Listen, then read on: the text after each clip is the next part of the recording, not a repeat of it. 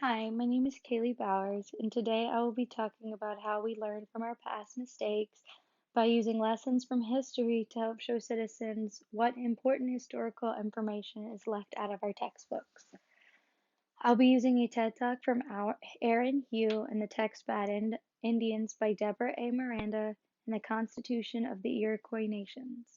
The theory I will be using is intersectionality theory, which is how aspects of one's social and political identities may combine to create unique forms of discrimination, including things such as sexuality, race, religion, or even gender identity.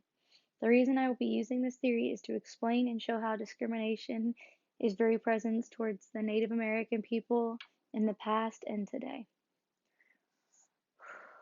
All aspects of history are important to be taught to people because if this information is not taught, history is bound to repeat itself.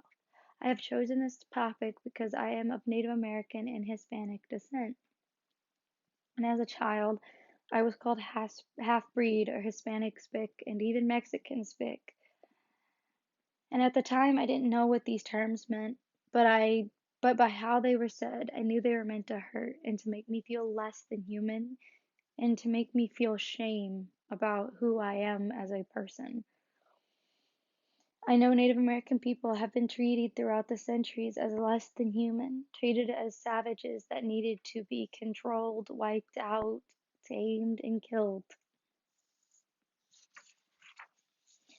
In Aaron Hughes' TED Talk, he talks about the treatment of Native American people, and the two events that stuck out to me the most were in 1863, an uprising of the Santee Sioux in Minnesota ended with the hanging of 38 Sioux men, the largest mass execution in U.S. history. The execution was ordered by Abraham Lincoln 2 days after he signed the Emancipation Proclamation, all because Lincoln broke the Treaty of Fort Laramie by signing the Homestead Act, causing a flood of white settlers into Native American lands, which the people of those lands just simply defended, and then they were executed for it. In 1890, the U.S. government declared their position on Native American rights. They were tired of treaties, tired of sacred hills, tired of ghost dances, and tired of all inconveniences of the Sioux. They brought their cannons, their guns, and they even decided to test a new rapid-fire weapon on these people. And with their finger on the trigger, said, "You want to be Indian now?" This began the Wounded Knee Massacre on December 29th. U.S. troops surrounded Chief Bigfoot and 300 prisoners of war and opened fire, killing women, children, and men senselessly. It was also reported 4 infants were found alive, wrapped in their mother's shells, but were left to perish in the cold. 20 Congressional Medals of Honor for Valor were given to the 7th Cavalry, the most awarded for a single battle. Recently, there has been a bill proposed to rescind the Medals of Valor, which has yet to be decided on. Also, during this massacre, they buried all the bodies of these people that were frozen and dead in a mass grave. It has become a landmark. And if you read the accounts of how the soldiers tell the story, the Native American people fired first.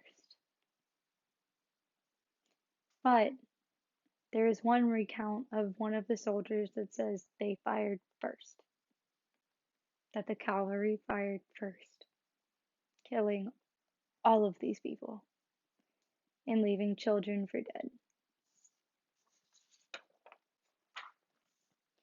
In the book Bad Indians by Deborah A. Miranda, there are many examples of discrimination based on race and sexual orientation. The first example of that is Native American people can be two-spirit, which means a person whose gender is variable. It's gender fluid. Gender is on a spectrum. You can either be very masculine, very feminine, or in between. And on page 181 of the book, it recounts when Spanish missionaries first arrived in this particular region. They found men dressed as women and performing women's duties and who were kept for unnatural purposes, meaning sex.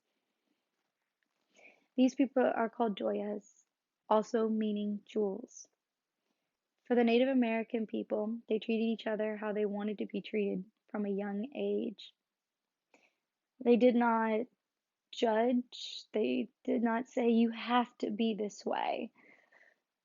And I feel like if most people were treated how they wanted to be treated from a young age, the world would be a lot better.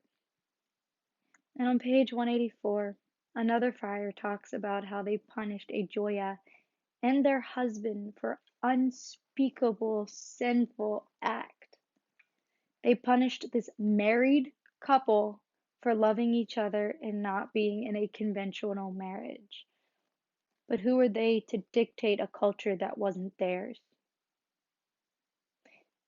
Their marriage may have been unconventional to them, but to the Native American people, it's conventional and part of their culture. And what else this book recounts and tells that chiefs would marry these joyas or jewels, and so would other tribes. And they were treated as women, and these joyas could also perform masculine activities. There was a recount of one joya that helped do the cooking and the cleaning and dressed as a woman, but also would chop wood and go hunting and do the masculine duties to experience both. It's a spectrum. And yet they were punished and beaten and given inherited trauma to their kids because of a chemical imbalance. I did not know that even during this time period, gender fluidity or two spirit was accepted because it was not taught to me until I was a freshman in college. And if I hadn't taken my Citizenship 110 class, I still would not know. For my final point, I want to talk about the Constitution of the Iroquois Nations, which I had only heard of once before in my life, but I never learned what it was. It was until this year. It was written way before the United States Constitution, and the reason I'm bringing this point up is the sections in the Constitution of the Iroquois Nations are written a lot like the U.S. Constitution. There is rights to the people, funeral services, freedom of speech, freedom of religion, rights of women, rights of men, ceremonies, Supreme Court, three branches of government. This is all in the Constitution of the Iroquois Nations. And come to find out, the U.S. Constitution is based off the Iroquois Constitution. In conclusion, history is written by the winners, not how it actually happened.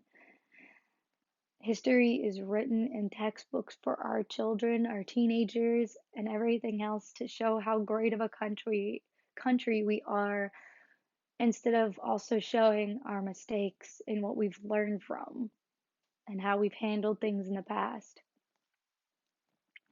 I realize how easily it can repeat itself and how much it still takes place to this day. After learning about all the history that so many people do not know about, Native American people are still treated like dirt and cannot escape their social status without so many other chains that bind them. These people should be given back their lands and get their chance to find happiness and a good life instead of being stuck on reservations that were all once prisoner of war camps. As a Native American descent, I have had struggles too. I have had people look at me and not let me join certain clubs or do certain things because I own and I take pride in my heritage as being Hispanic and Native American. And I don't want these people, all these Native American people, to feel shame in being a certain way that is not fair. Their land should be given back, and they should be treated as equals and get every chance that a normal white American gets. And I think that about all races and genders and orientations and religions that come to the United States for a better life. Thank you for listening, and I hope you liked my presentation.